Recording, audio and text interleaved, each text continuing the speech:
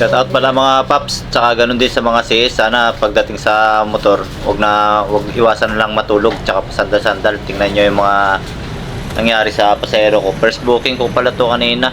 Nasa ano ako, pinikap ko to sa Tambonting, kapitbahay lang din namin to eh. Ang drop nito sa Baliches, Nitang. Medyo mabilis takbo namin pala dito, mga nasa 60 siguro passing. Nung una medyo okay naman yung takbo namin eh, tsaka ano, bandang huli naramdaman ko medyo tumatagilid, kumikimpang-kimpang na. Yung pala nagpapaantok na pala si Madam. Shout out sa iyo Madam, sana wag mo na ulitin yan sa ano, sa susunod. Siguro kung di lang siguro ako alerto siguro sa nangyari kanina, siguro iwan ko lang.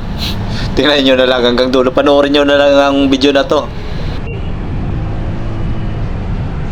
Kaya medyo binagalang ko lang takbo, at saka mas minabuti na gumamit na lang ng bike lane. Total wala naman na ano, nakita ko naman walang dumadaan na ganong bike.